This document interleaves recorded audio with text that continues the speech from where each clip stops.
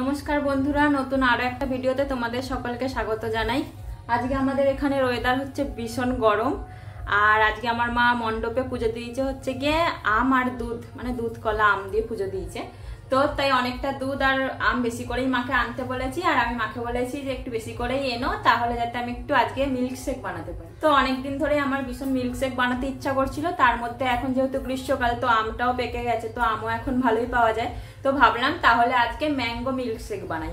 আর আমাদের এদিকে লোকনাথ বাবা পুজো হচ্ছে বলে ব্যাকগ্রাউন্ডে এত গানের মিউজিক আসছে, জানি না কপিরাইট ক্লেম চলে আসবে কিনা, কিন্তু যাই হোক চলো তোমাদের তাহলে দেখানো যায় ম্যাঙ্গো মিল্ক শেক কিভাবে বানানো হয়। তো দেখতে ম্যাঙ্গো মিল্ক শেক বানানোর জন্য আমার এখানে লাগবে হচ্ছে সবার প্রথমে আম, আর এদিকে লাগবে হচ্ছে দুধ। তোমরা দুধের বদলে জলও ইউজ করতে পারো, কিন্তু জলে ততটা টেস্ট হবে না যতটা কিন্তু দুধে হবে। তাছাড়া যেহেতু নাম মিল্ক শেক, তো মিল্ক তো দিতেই হবে। তো দেখো আমি কিন্তু অলরেডি আমাকে মা আমগুলো ছুলে দিয়েছি। যেহেতু এইটা বেলার দিকে ছোলা হয়েছিল সকালে, আর সারাক্ষণ ফ্রিজে ছিল, তাই একটু দাগ দাগ হয়ে গেছে, কিন্তু আমগুলো কিন্তু পুরো ফ্রেশ। আর আমি দুধটাও অলরেডি কিন্তু জাল দিয়ে ফ্রিজে রেখে দিয়েছিলাম, তো এটাও কিন্তু চিল ঠান্ডা হয়ে গেছে।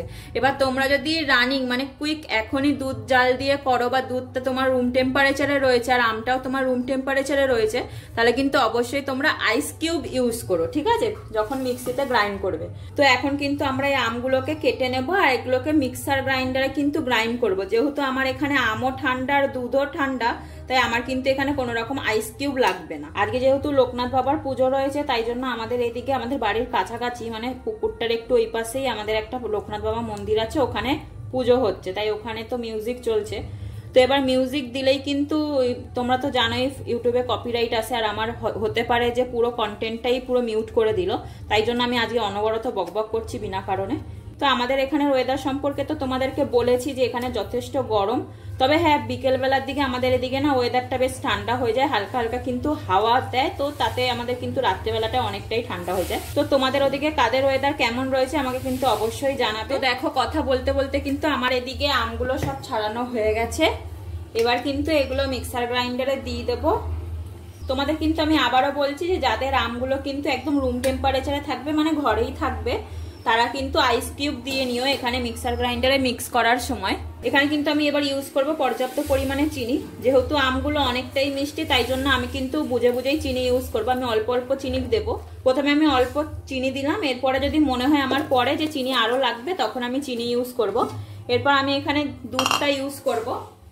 এবার যেহেতু আমি আর মা খাবো মিল্ক শেকটা, তো সেই জন্য আমি এখানে পরিমাণ মতো দুধ নিচ্ছি। তোমরা তোমাদের পরিমাণ মতন দুধ ইউজ করবে। এরপর কিছু না, এটাকে জাস্ট মিক্সার গ্রাইন্ডারে মিক্স করতে হবে।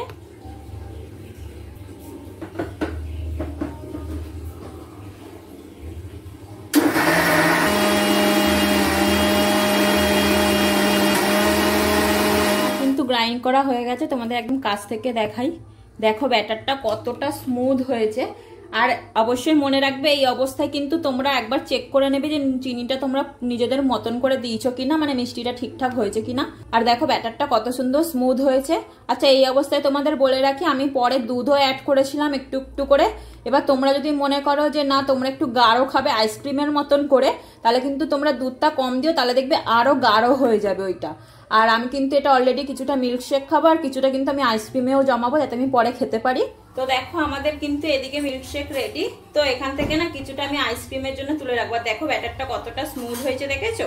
তো এই ব্যাটারটাই যদি আমি পুরোপুরি পাতলা না করে আরেকটু গাঢ় রাখতাম, তাহলে কিন্তু আইসক্রিম জমাতে আরো বেশি সুবিধা হতো। মানে এক প্রকার বলতে পারো তোমরা ম্যাঙ্গো মিল্ক শেক বানাতে গিয়ে তোমরা কিন্তু ম্যাঙ্গো ফ্লেভারের যে আইসক্রিম হয় সেটাও বানাতে পারো।